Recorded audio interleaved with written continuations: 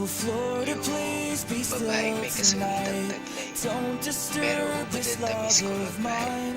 Yung babae, grabe magmura, pero grabe din magmahal. Kahit pa sabihin mo, madalas kami hindi magkasama. Masaya ako kasi andyan siya parati.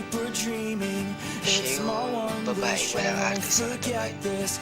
Yung mas pipiliin niya pang sakyan yung mga trip mo kaysa sa mahalagang bagay na dapat ginagawa niya. Gagawin niya yun para lang mapasaya ka at maramdaman mong hindi ka nag-iisa.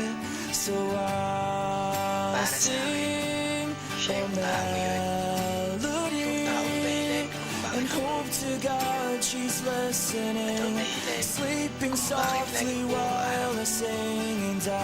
Hindi naman siya yung pinaka-perfectong babae na hinahanap ng karamihan. Okay lang. Basta ang mahalaga, masaya ako pagkakasama ko siya.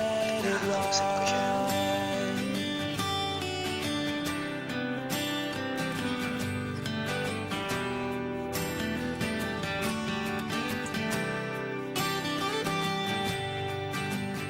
Kahit ba sabihin nilang mas marami maganda o mas sexy sa'yo, tangina ba nila, hindi naman importante yun.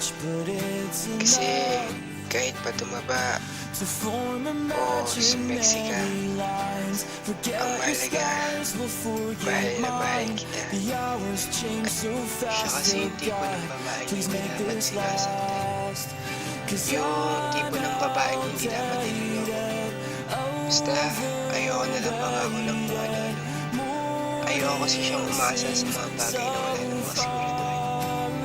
Ang mahalaga, maparamdam ko sa kanya na mahal ko siya. At kung bibigyan niya ako ng pagkakataon, araw-araw ko yung papatunayan sa kanya. Sana habang pinapakinggan mo to, napapangiti kita. Huwag ka mag-alala kasi andito lang ako at matyaga akong maghihintay hanggang sa dumating yung araw na pinakahihintay nating dalawa. Could